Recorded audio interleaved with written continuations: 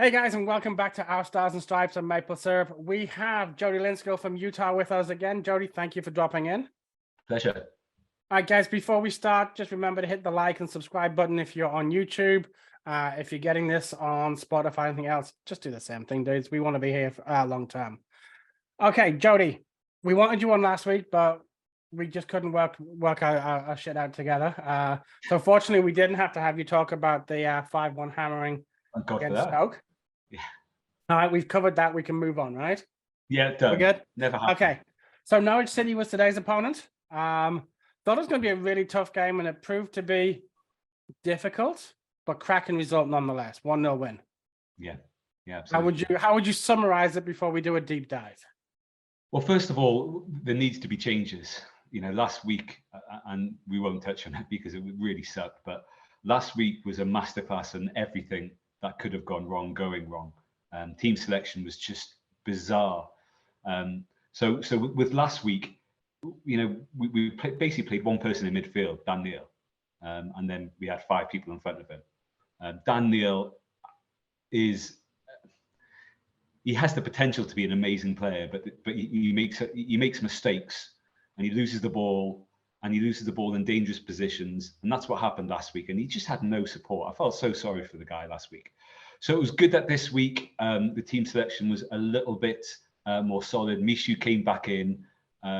He still looks like he's about 12 years old, but he does battle pretty well. So apparently on Mishu's social media tweet this week is he did find his first pube. So it's going in the right direction. Oh, really? Okay. Yeah. Great week for him this week. Yeah, go Mishu.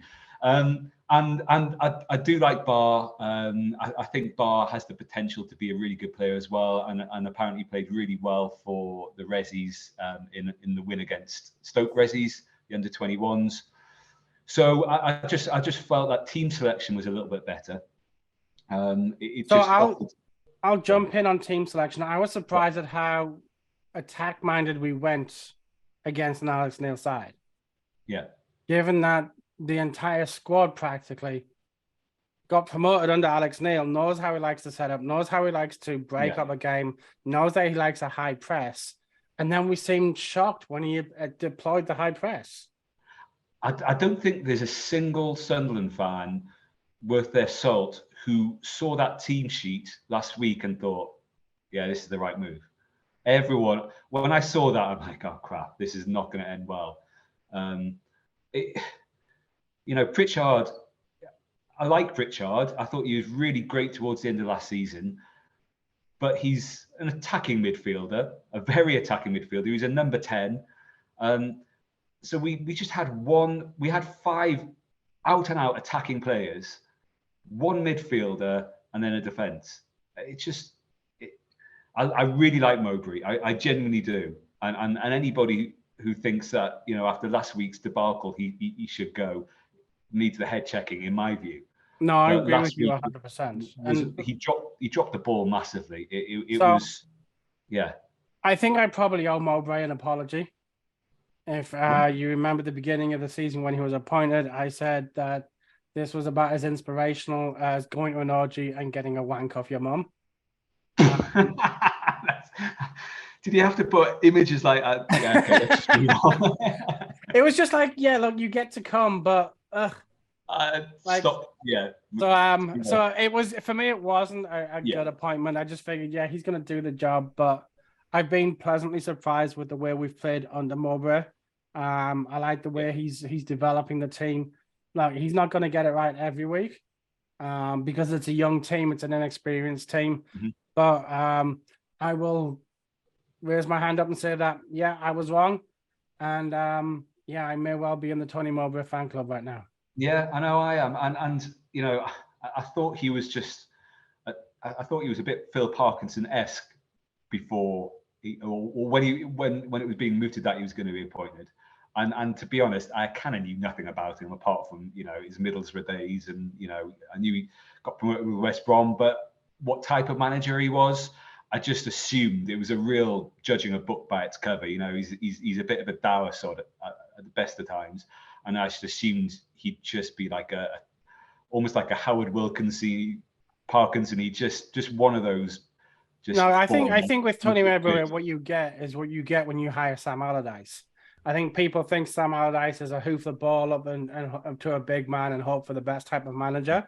And when you actually support a team that's managed by him, you realize that no, he likes to play an organized game, but it's not all about hoofball, as they would call it. So no, I was happy. Or I am happy rather. I am with the way that we're playing under him, and I'd like to see him get some backing in the next transfer window. Definitely didn't get that last.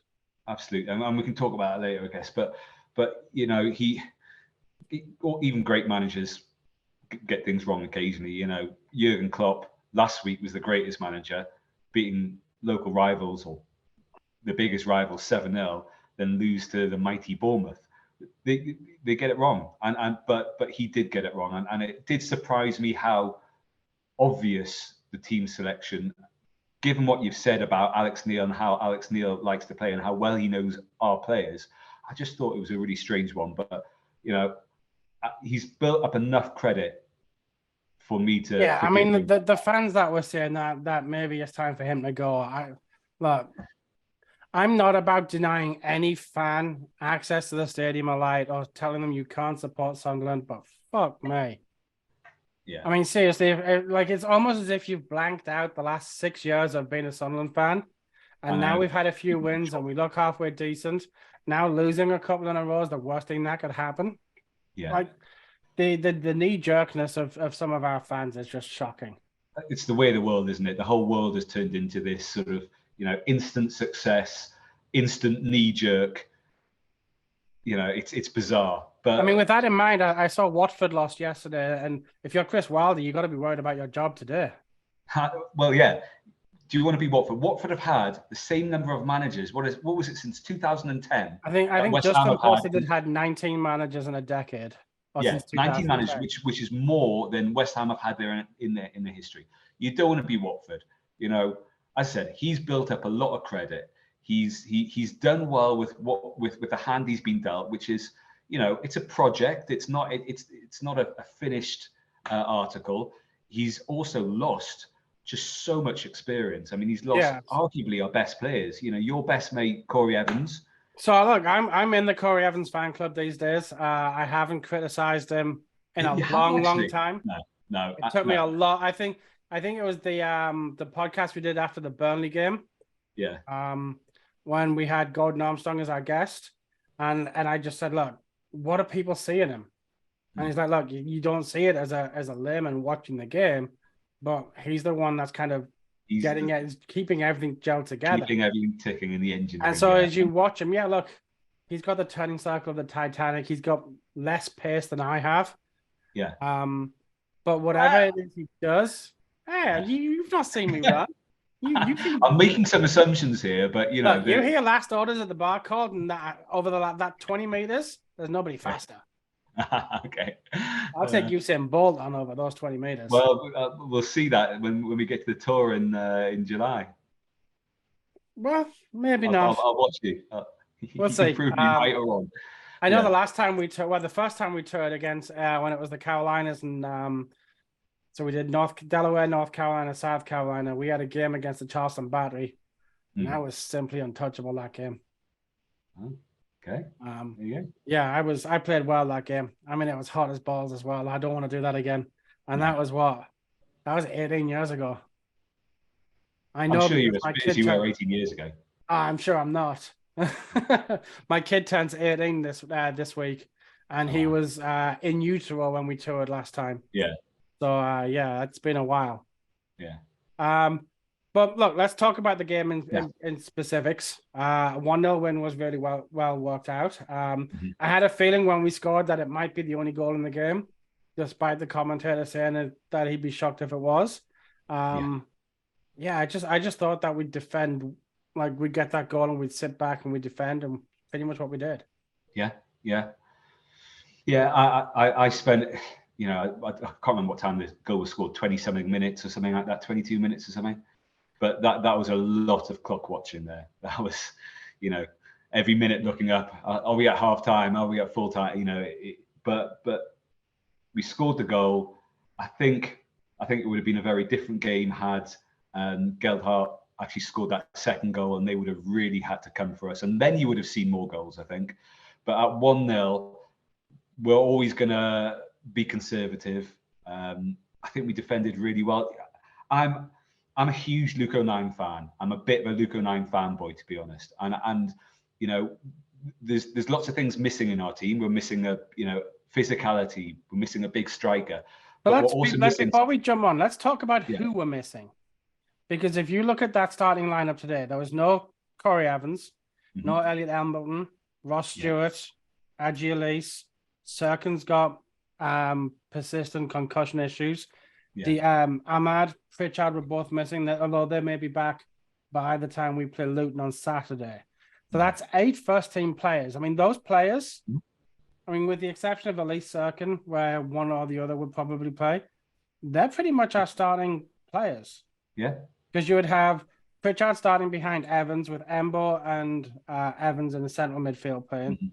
You'd have Serkin or Alessi on the left back. Yeah. And it's like when you've got to adjust that much, especially when the powers that be didn't really fix the issue that was the most obvious, which was bringing in another striker. Like you've got to realize that we're playing 5-card poker with 3 cards. Yeah. And that's where you've got to give Mowbray credit. And that's why you've got to forgive episodes like last week. You know, the playing youth is fantastic.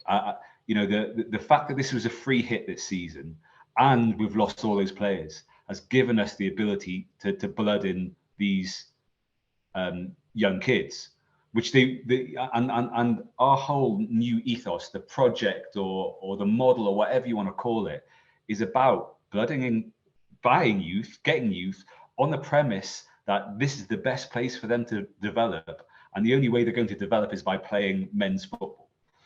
And then selling them on. Now, I know, you know what's going to happen. I mean, look, like before we jump into too much on the match, you raised a point that I really want to address. At the beginning of the season, when you look at the odds for going up, getting promoted, staying up, getting relegated, we were favourites to go down. Right. We hadn't significantly strengthened our team. In fact, some would say that by replacing Broadhead with Sims, we'd weakened the overall team. We had brought in Clark and Roberts, who'd been with us on loan at the end of the last season. So it's not as if we significantly strengthened in any one particular area. The signings that we made were young and unproven at this level. And so you could reasonably see why, okay, yeah, maybe we are favourites to go down. But starting with Neil and then Mowbray continuing, they've gelled a good team together and they play some absolutely scintillating stuff at times. Yeah. That goal against Reading that Clark finished off. Best goal I've ever seen. It's up there. I mean, I've seen some pretty good goals. But yeah, it's up there with some of the best goals I've seen. And it probably put us in a false position. The fact that we were in the playoff positions, we were looking good, we were looking dangerous. These runs of defeats and not playing well were always going to come. Yeah. And I think a lot of fans had started to spout off about how we should be pushing for the Premier League and nowhere do you get a better experience in the Premier League. And I'm like, look, you got to stand back. You got to step back and you got to look at this. These are young players. Now, you take them up to the Premier League too soon, it's going to shatter their confidence. Yeah, okay, we get some parachute payments and make a little bit of extra money, but overall, we'll put ourselves back in a position where we were when Moyes left, where, okay, how do we get out of this division? Well, we could go down, and we never want to do that again. So I think the fact that Mowbray has come out in the press this week and said, look, playoffs was never our ambition this year. It was great to be up there, but it was never what we were looking for. Like mid-table, and I said at the beginning, I just want a mid-table year. Yeah. No drama, no relegation threat, no promotion, no playoffs. Yeah. Just get me through 46 games without losing any more hair, getting any more grays, or raising my blood pressure. Yeah. And so far, we're doing that. And I think there's a lot to be said. I mean, yeah, look. Mathematically, we're safe this season. Yeah, I know that theoretically the bottom 3 could catch us, But if we went down with 52 points, it would be the highest any team has ever gone down on. I don't know how many games are left. How many games are left, actually? 10. Okay. 10. So 30 points to play for. One of those teams has to get 20. So they, 3 of those teams have to get 20 now, I think. What's that? I think 3 of them will have to get 20. I think you've got Wigan. They're all on 32, aren't they? I think so. Wigan, Huddersfield, and Blackpool, isn't it? Yeah.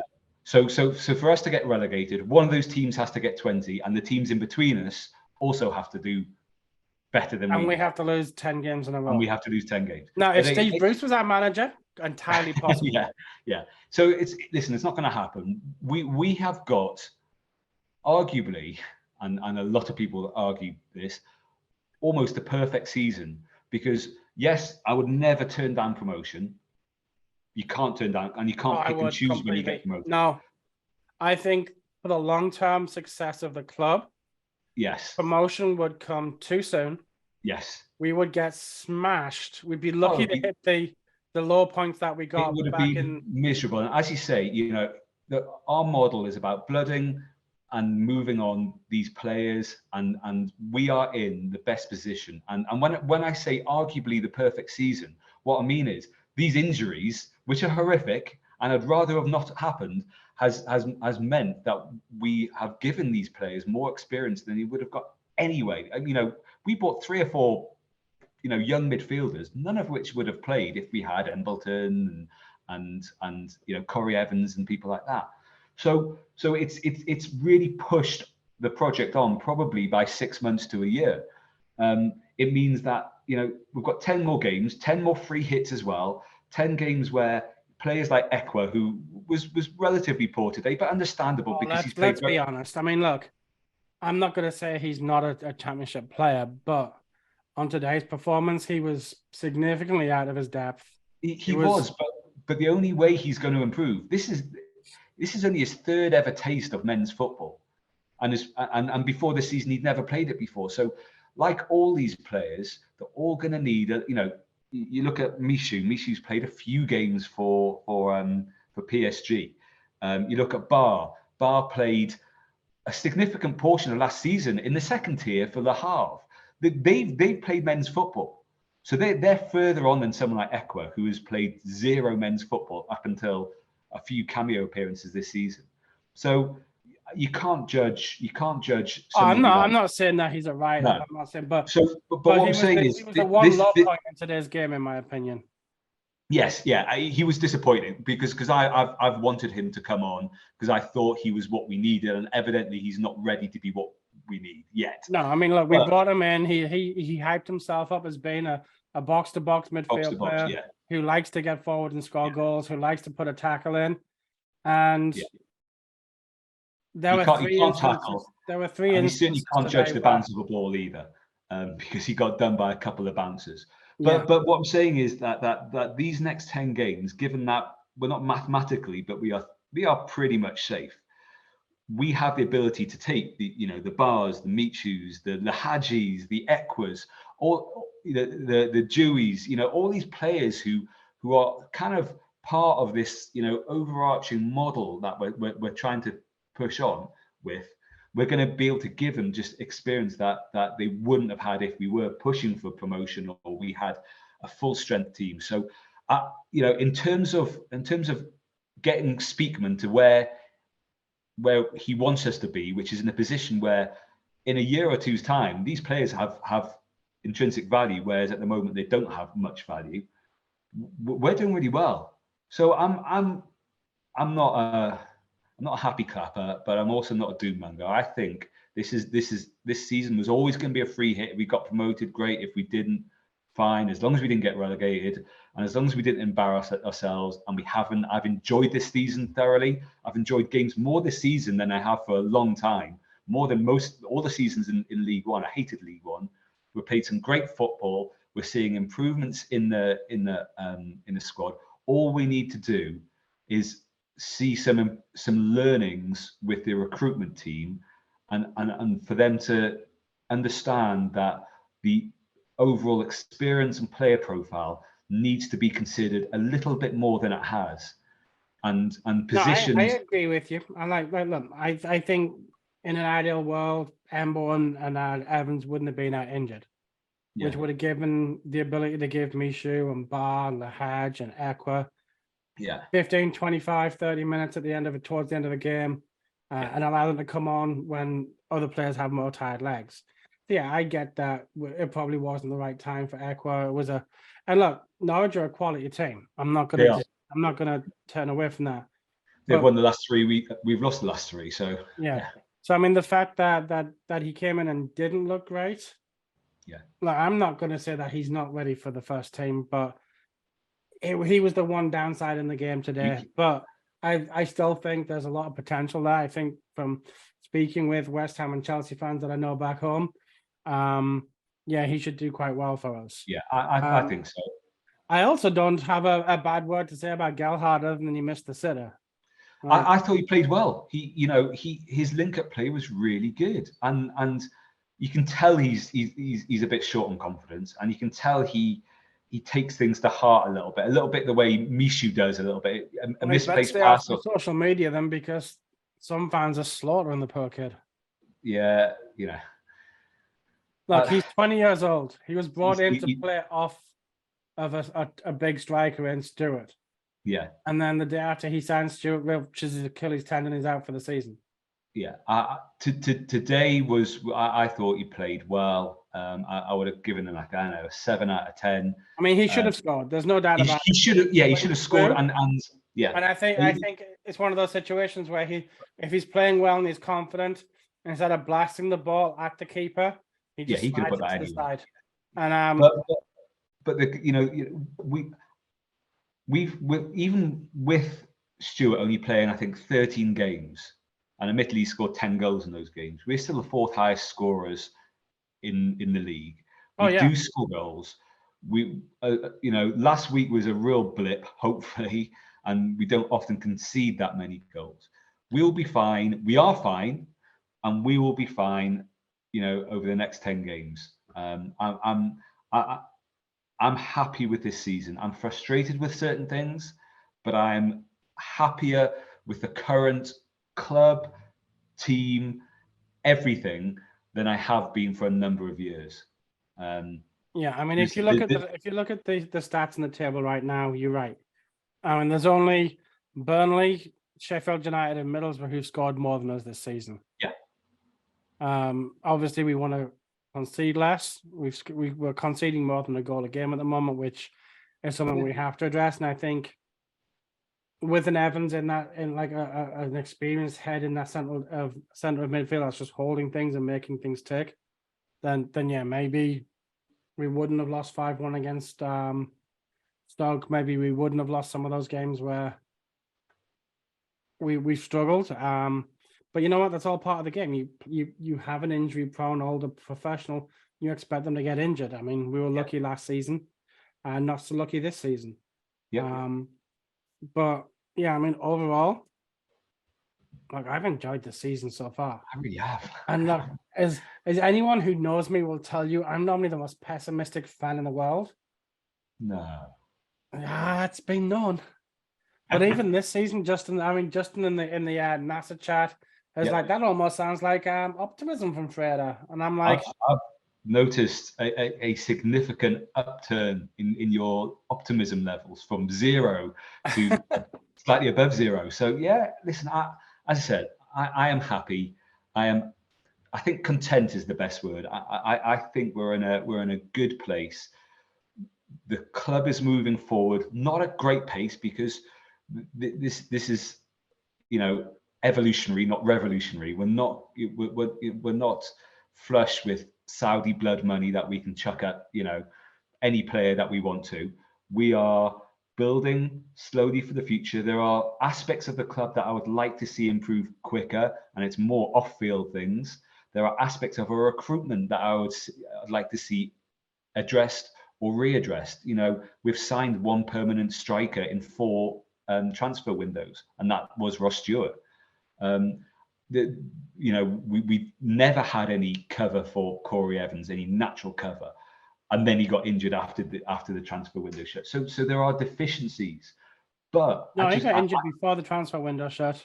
Did he? Yeah, because there was the talk of bringing somebody in. I know Mowbray had said on that game afterwards, he said, yeah, we're going to have to look at bringing somebody in. Was it? Okay, cover for Corey. Anyway, that aside, I think we're building a solid foundation across the board. You know, we're heading in the directions of doing things right. We're not there yet. And the good thing is we're coming out of games like today at Norwich with more praise for players than criticisms.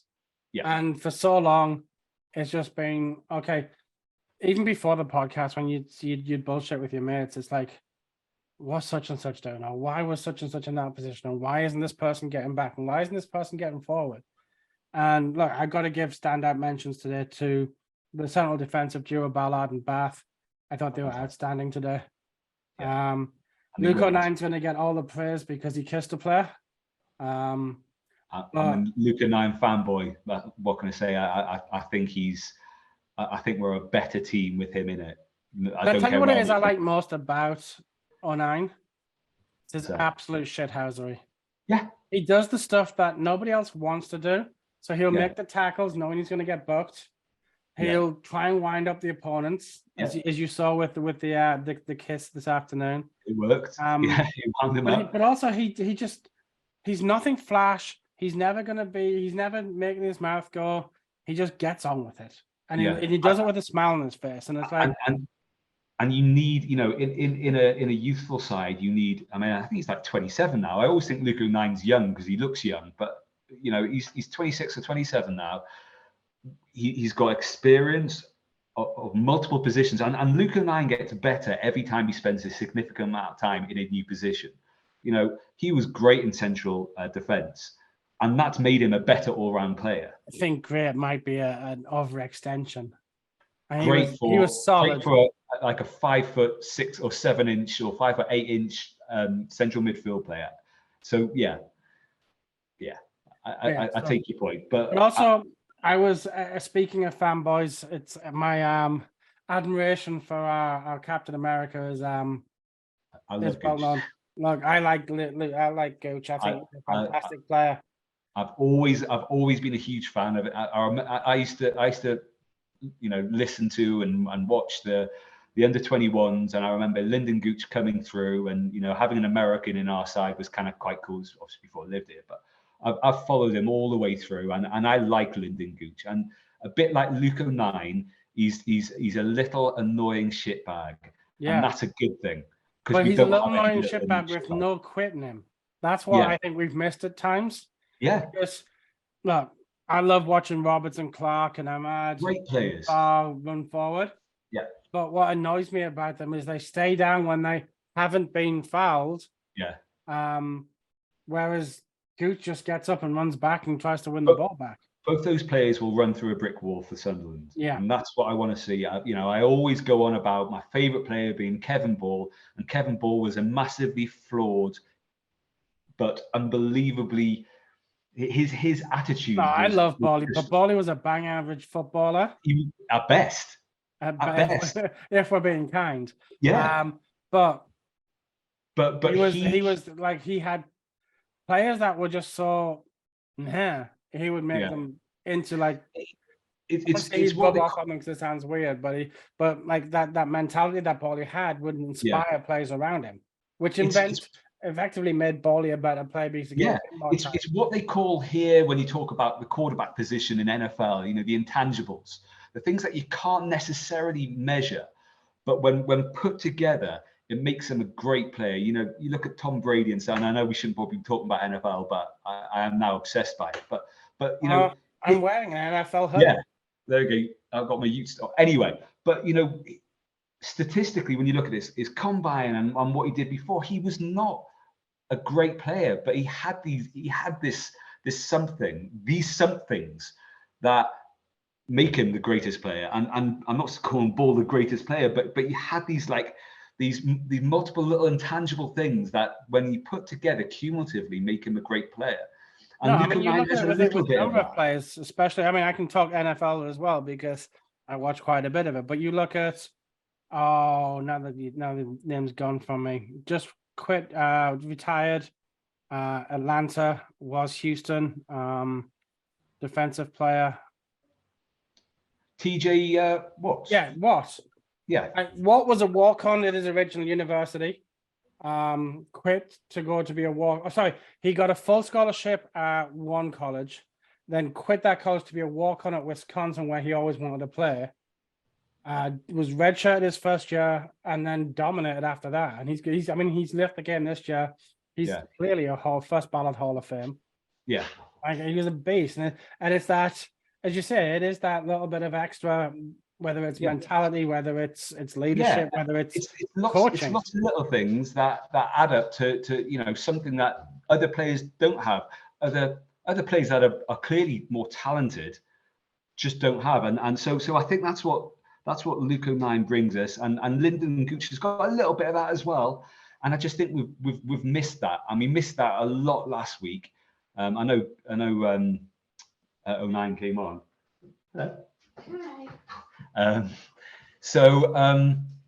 I think we need that in our squad, and I think all the best Sunderland sides have always had just one of those players that just has that little bit of something, whether it's the shithousery or just something that just gives us a little bit of bite. I've been following Sunderland for 45 years. I haven't really seen that many best Sunderland sides. No. I mean, it's not like we're replete with world-class players. But look, you touched upon something a little bit earlier. Obviously, I don't want to keep you all day. You've got some a really fun afternoon planned, from what I remember. Yeah, go more. But you mentioned that you wanted to see some things done better behind the scenes. Yes, and I know one of the things that we've spoken about is communication from the club when it comes to big events. Yeah. Specifically, I mean, if you look at the fact that you have International Fans Day just a month away.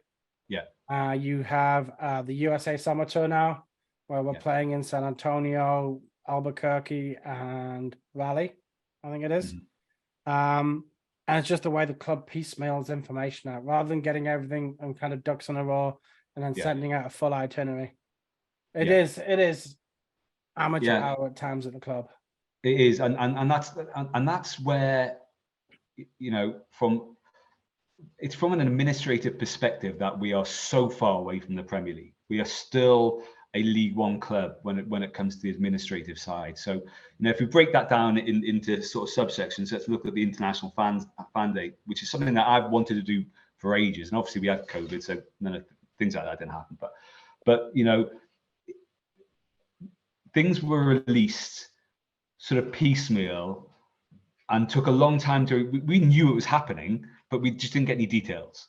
And it took so long for it to come out and so long for the whole thing to be sort of ratified to say, hey, this is when it's happening and this is what's happening, that it was kind of too late for me to go. Because I like to use all my air miles and stuff like that. Otherwise, flights are expensive. By the time it came to saying, right, it's this date, this is what we're going to be doing on those dates, it was kind of too late. So flights were $2,000. So I'm not doing that. Similar sort of thing with the even worse than that is I had my flights booked for the UK. Yeah. And then they announced the fact that they're doing an international tour in the US.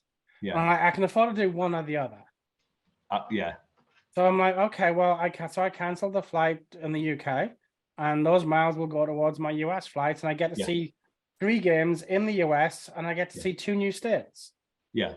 And I'm doing the same thing. But it was similar with that. There was this big fanfare. We're doing an international tour, but they didn't have. Only had 2 of the 3 teams. Dates weren't there. The stuff that goes on the day before, which is all going to be great. And I think Justin on the chat made a point that sometimes it used to be the case that they were announced a month before. So I appreciate them giving us notice, but get all your ducks in a line first, and then announce it. So everyone, when the announcement goes out, they can see, right, on this date we're doing this, and before we're going to have a meet and greet. And it's a little bit tin pot. And there's some great people at the club. Chris Waters is some kind of superhero. He's the supporters liaison officer. If anybody who's listening doesn't know him, the guy's an absolute frigging legend, and he's sorted me out with playoff tickets and tickets to the Arsenal and the FA Cup game that I went to a couple of years ago. He's brilliant, but there's one of him, you know.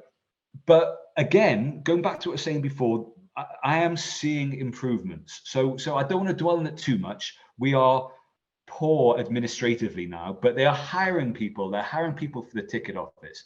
They know they need to sort that out because that's a shit show. They know the club shop and the merchandise side of it and the corporate side is a bit of a shit show, but they've increased the club shop opening and they've employed people or are employing people for that. I think the biggest, I mean, I can understand the biggest fear is by ramping up again.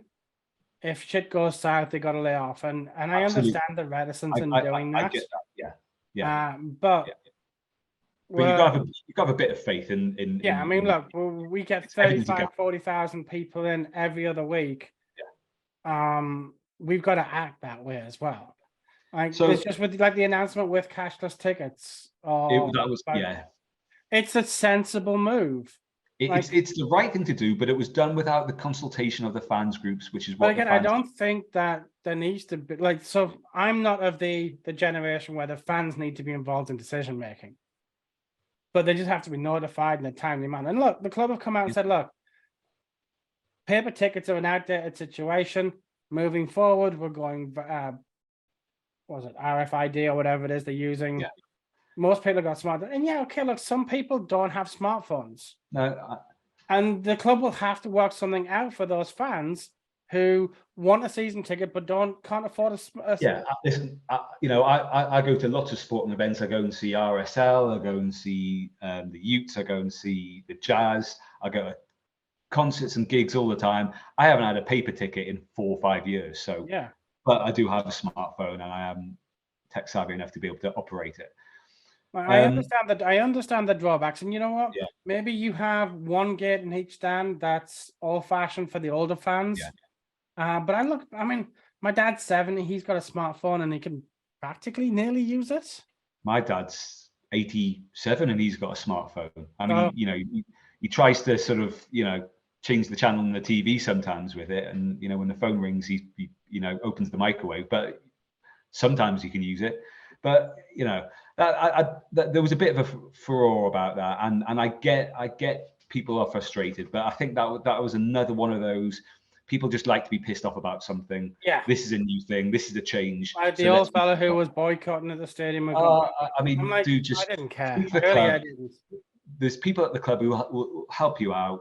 It's going to be a change. The world's moved on from paper. But again, I think that was just another example of poor communication from the club. But that's what it was. They come out and said, okay, for the vast majority of fans are switching from the old paper tickets to a new paperless. Yeah.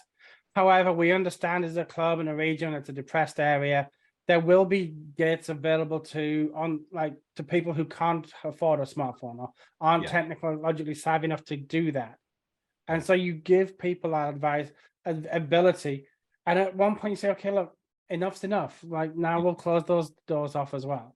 Yeah. But I mean, doesn't matter what we do, someone's going to complain about it at some point because it's absolutely, people love to be pissed off. And this again goes back to what I was saying, the club, we've got, we had 2 or 3 years under those asset stripping, salmon trouser wearing bastards.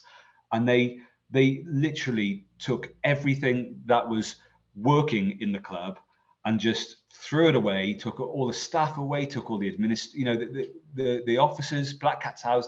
It was a ghost town, and we can't just suddenly just undo all their horrific work. I'd like to see it improve quicker. I'd like to see the communication improve quicker, but it is improving. We are learning lessons.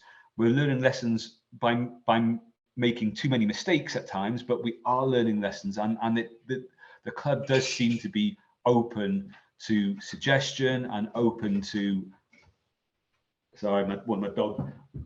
Let the dog out. Come on. So I like I said, this goes back to what I was saying. I am happy with where I feel the club is because I see progress in every department. Is it as quick as I'd like to see? No. Is it in the exact direction I'd like to see it? Even in recruitment, not exactly. But I'm not paid the big bucks to run the club. I think the people who are paid the big bucks to run the club are taking it in the right direction, and there is far more good than bad that is going on. So, I know we haven't really analysed the game a huge amount, but look, it was a 1-0 win where we kind of got the goal and we held on, and look, I am really happy with the club. I just I don't want to go another transfer window where we don't address some of the glaring holes that we've got. I suspect we'll get to the end of the transfer window and we will have neglected some of the glaring holes, or we haven't repaired the glaring holes to my satisfaction. So I only think we have 2 glaring holes. We need a central midfield player, and we need more strikers. So it can't be that difficult to fix 2 problems. No, we brought in Lahaji, who's going to replace Diallo when Diallo goes back to Man United. Yeah, I don't see Diallo getting back in that United squad next season, especially if they're sold and they've got billionaire owners. So there's a chance we could get him back for a second season as well. Maybe. Look, slow and steady wins the race. Yeah, and too often we've tried just to throw silly money after overrated players, and it hasn't worked out. Yeah, we've been throwing shit at a wall expecting to make the Mona Lisa for the last 30 years. So I'm perfectly happy with doing something different, which is what we're doing. Looking at the way Brighton and teams like that have sort of brought players through clever data-based recruitment policies, not some sort of 70-year-old bloke, smoking a tab, going to see an under 23 match and saying, "Oh, he looks all right." We are improving. We've now got data analytical teams, we've data analysts, we've got sports science. We are slowly evolving into a modern day sport. I was almost going to use the word franchise there. I've clearly been in America too long. But we are. That's what we're doing. You look at American sports, and they are a little bit ahead. Their data analytics are way ahead of what we've seen. I mean, look, you just got to look at the Moneyball movie when exactly the whole sabermetrics. The Angels were light years ahead. Yeah. And look, there's something to be said about moneyballing a team together. You need X amount of goals to win games, and okay, this is how we're going to get them. Yeah. I have no problem with the way the club's building, the way the club's developing. Yeah, would I like them just to be a little bit more ambitious at times and throw a little bit more money out there? Probably, but we nearly lost our club. I mean, let's be honest. And when Short decided to sell up, I thought we were done. I thought we were screwed. So the fact that the Salmon Pants Brigade came in, and look, they kept us afloat, even though the assets stripped us. They stayed too long. That was their problem. Yeah, they didn't have an answer for not going back up first season. But we wouldn't be where we are now without them doing what they did. And don't get me wrong, what they did was through no. Where we are now is not through any intent that they had or any direction that they had. They luckily got us through to find a decent buyer, and they've probably come out with a few quid in their back pocket. But one of them's still with us, if you remember, right? Stuart Donald still has he does have a stake, but we're in a good place. I would rather be where we are now than where we're going to with the current ownership setup than, quite frankly, where Newcastle are now. And people will call me bonkers for saying that, but I feel we've got our club back. I feel our club has integrity and purpose, and we're moving in the right direction slowly, but we're moving in the right direction. We're not the richest club in the world, but we are an improving, steady club that will be self-sufficient, hopefully. Right now we're a club that I'm proud of. I'm proud of Sunderland and what we're doing and how we're doing it. Newcastle, on the other hand, and this is probably a different podcast, they're a propaganda tool. They're the modern day version of the 1936 Berlin Olympics. They're the live golf of football. What's that? They're the live golf of football. They exactly are. There's no ownership group that are further from the sort of the group of fans that they're representing than the Saudis and Newcastle. You know, I hate Newcastle, but all my family are. I was sort of born close to there, and so they do sort of represent the region, and I think it's really sad that, you know, they are no longer a football club; they're a tool for propaganda. So I'd much rather be where we are than where they are, which is what some people want. Some people want this influx of money and, you know, oil money, but I don't want that. I get why people want it. I don't want that. I'd rather be where we are now and just slowly, but still do it in a lower league, but with pride and with our heads held high. No, and look, if the family of Elon Musk or Steve Jobs or Bill Gates or any of those guys wants to drop $6 or $7 billion on a football team, yeah, look, Sunderland's a great club. Absolutely. Come on, Elon. But realistically, look, we've done it the right way. We're doing it the right way. We are doing it the right way, and that was my point. I don't know whether you saw in the news or saw in the chat feed today earlier. Wigan are in trouble again. They've had issues paying their players again, so it's as though they could lose 3 points, and I think a 3-point deduction combined with the lowest, them being bottom as it is, would be the end of their season. Yeah, it would, and that's sad, you know. No, it's not. Fuck Wigan. You don't think so? No. I have no affinity for Wigan, but you know, I feel sorry for any fan, you know, because we've been through shit, and I feel sorry for any fan who has to go through that, apart from Newcastle fans. So, you know, I feel sorry for the fans, and it's, you know, it's endemic of people trying to sort of. So I always have sympathy for the fans. Yeah. Because you look at Bury a couple of years ago when Bury went bankrupt. Yeah. Like you got to feel for the fans, but at the same time, I have no sympathy for the club. It's like, if you're not paying your inland revenue bill, expect to get wound up. Yeah. If you're overspending on average players like we were, expect to be financially in the shit and go down 2 divisions. Like, which is why us doing what we're doing is the right thing to do. You know, I think 6 or 7 clubs have published their accounts this year, and they're all losing money hand over fist. I mean, only this morning they changed their auditors mid audit, and as a result haven't released their figures, and they just received a transfer embargo from the EFL this morning. So who's this? Burnley, really? Yeah, it was on I was looking at it on Twitter earlier, and I was like, oh, well, I'll have to look into that. Yeah. But again, there's a reason behind that, and okay, the AFL weren't okay with it, but when they bring the numbers out and everything's okay, as the press release said it will be, they'll be kind of justified or whatever. So, look, we could be in a lot worse position. We could still be playing Portsmouth and having that as our rivalry game. But we're not. We're doing well. We're moving forward. I think it's great to consolidate, even if it's 2 seasons before we're really ready to start pushing for the Premier League. I'm enjoying myself. So, you know, the Premier League is this nirvana. It's the goal for every. But let's be fair. How many seasons? You know, beating the Mags aside and last minute, you know, runs to stay up. How many seasons have you enjoyed in the Premier League? Since probably the first 1 or 2 under Reed. So the first 2 under Reed,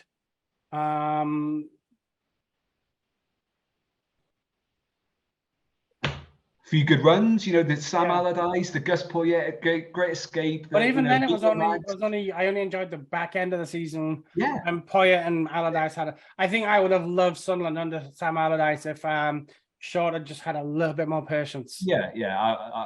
That was one of my biggest disappointments in Sporting Sunderland's history. But, you know, the Premier League is the place where you've got to be, because it's the only place you can be where it is possible to run a club and actually, you know, not teeter, you know, on the brink of administration at, you know, every given opportunity. And that's a different story. You know, the redistribution of wealth among the lower league clubs needs to be something that they'll look at eventually. Otherwise, we'll get lots more queries. No. But you know, another season in this league, I'm good with that. I'm fine with that. And I'm not okay with the redistribution of wealth. What's that? I'm not okay with no. There's a reason why. Like, look, first thing I would do is get rid of parachute payments for dropping the Premier League. You're not in the Premier League. You don't deserve any of the Premier League money. Okay, yeah, it's a big gulf and a big drop, but you were down because you weren't good enough to be in the Premier League. Why should you be given a cash incentive for being crap? So for me, the parachute payments are no. It makes promotion almost a foregone conclusion. I mean, look at Burnley. Burnley were woeful last season. Yeah. And now they're sitting what? 13 points clear with 10 games to go? You look at all the teams that are going up and going down. You know, you look at your Norwiches, your Bournemouths, you look at Burnley, you look at Fulham. These yo-yo teams are only yo-yo teams because of the parachute payment. So I do agree with that. It creates, it doesn't ruin the league, but it means the top two places are, it's likely going to be one of the teams that still have parachute. Well, I mean, you look, it was what, Burnley, Sheffield United, and Norwich who came down last season? Yeah. And it's Burnley, Sheffield United first and second, and Norwich are right there in the playoff picture. So it's like... So I agree with that, but I do think, you know, something needs to be done to stop teams overspending, you know, teams who have 115% of turnover on wages. So something needs to be done, whether that is some kind of increased, you know, fair play thing, which I don't particularly love, but works kind of well over here with salary cap and you know, and things like that. I mean, but there are teams who breach salary cap. I mean, there are luxury taxes. What was it? It was Houston just got fined, lost draft picks for missed draft pick. Yeah. So I mean, it's always going to happen. It does happen, but right now, the financial model of lower of the leagues underneath the Premier League is unsustainable. So something needs to be done. I'm not some kind of socialist, you know, redistribute the wealth among everybody, but something needs to be done. I'm not clever enough from an economic perspective to work out what that needs to be, but it does. But I do agree with you that the parachute payments cause more issues than they solve. Look, for me, for the wider league, it should be a situation of you cannot outspend your income. So if you've got a team like Man United who are phenomenal with their commercial arm and can create a whole lot of additional revenue from sponsorship and other opportunities, fantastic. Let them have the extra money in putting it in towards their team. But if you have a rich owner, unless they're going to do, like let's say the Kingdom of Saudi Arabia decides to sponsor Newcastle shirts for 10 years at 100 million a year. You know what? That's okay, but they've got to pay that billion.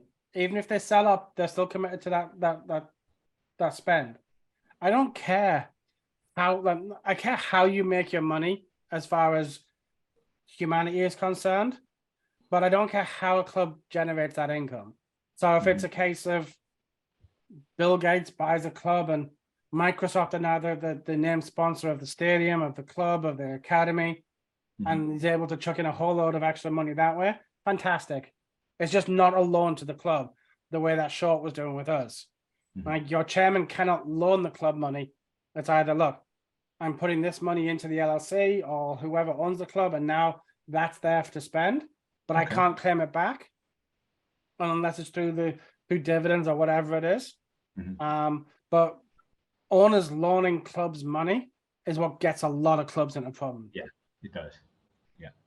So from my perspective, like, I don't mind having a salary cap. I think it would be a good idea. It would definitely fix some of these issues with players earning $500,000, $1 million a week.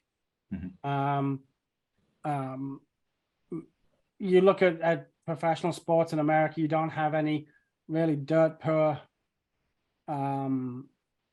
professionals who maybe are on the league minimum. So from my perspective, I think a salary cap or a hard barrier on what your revenue versus what your outgoing on salary is, and that should only be playing salary. So your back office staff, things like that, doesn't count towards your salary cap. Like, it's just a player salary cap. Yeah, that's fair. I mean, that's one way of doing it, and you know, there's multiple ways to skin a cat, but I do think something needs to be done. But it would, I mean, the way it works is, it means it allows you the ability to sign Erling Haaland. Yeah. But at the same time, you've also got to have Charlie White, because it balances that out. Okay. Yeah.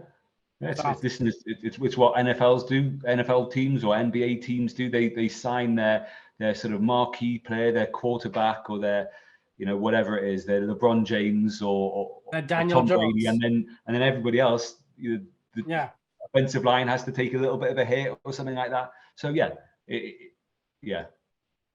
makes sense. I mean, look, people are going to hate it. I'm likely going to get hate for it on this before suggesting it, but I just think leveling out the playing field from a salary perspective, it would also stop Barcelona being Barcelona, and make them go back to the early 2000s when they were developing players instead of just buying everybody. But look, we've been going on for an hour now. I know you have to go at the mall and help your wife shop for an interview outfit. So we've just got one thing left to cover, and that's predictions for the matches between now and the next podcast. So we have Sheffield at home on Wednesday, followed by Luton at home on Saturday. Let's hear what you think. Home, when she's not great at home. But I think Sheffield United are not going to do what Stoke did and come and try and spoil the party. They're going to come and try and play as their position suggests they would do. So I actually think we've potentially got more of a chance against Sheffield United than we do against Luton, even though Luton are doing very well. I think Luton will be a little bit more, they might sort of sit back, where Sheffield United will try and beat us. So I'm going to go for, let's go for a 2-1 win against Sheffield United. God, that's optimistic. Let's go for that, and let's go for a 1-1 draw against Luton. So I'd already wrote my predictions down. Right. I think Sheffield are going to come at us. Yeah, I think so. But I think they have a bit more quality than us, and they'll probably nick a goal. But I've got us down as a 1-1 draw. Okay. And then Luton are fourth. They're only 7 points off Sheffield, so I think they're going to come at us as well. Okay. Only they're not as good as Sheffield. I don't think they're as good as Norwich, to be honest. I think we'll nick that one 2-1. Okay, so you've got to switch then. But yeah. So you've got 1-1 against Luton, 2-1 against Sheffield. I've got 1-1 against Sheffield and 2-1 against Luton. I think we'll, certainly in most of the games probably going forward, we'll score and concede. That seems to be the case. I think we've scored for like 14 consecutive games or something like that, and we're certainly letting goals in. So yeah, I don't think we'll have many 0-0 draws, which now means that the next two games will be 0-0 draws. All right, so we're 10th in the league, 10 games left to go. Where do we finish? I'd like to finish where we are now. I'd like to finish above midpoint, and if we finish above midpoint, it is a hugely successful season, given the injuries. I'll tell you what I'll do. Obviously, we do the charity bets for the projections. I will donate £25 for every position above 10th we get. So if we make a playoff run and we finish fourth, that's 150 quid goes into the charity bundle. What charity we? Or is that so we did really poorly before Christmas, and we donated to a girl I used to work with. We dumped it into Just Giving Foundation because she lost her son in the summer. But we're back to Bradley Larry for the second half of the season. Unfortunately, with my YouTube ban and my schedule, we haven't done as many podcasts as I would have liked. So I'm hoping that we get 8 to finish the season off. I think that's the weekend games that we've got to go. So we have, Luton Town. We'll have somebody on next week for Luton. I'll tell you what, I'll match your donation as well. So there you go. There's okay, there we go. All right. Well, Jody, thank you very much for coming on. Enjoy your time at Forever 21 and wherever. I think it's H&M. H&M. So enjoy your time at H&M. Guys, that's all we have time for this week on our Stars and Stripes and Maple Syrup. We will be back next week. I'm going to find somebody dumb enough to come on and talk to me about Sunderland after the Luton game. But for me, from Jody, thank you very much, and we'll catch you all next week.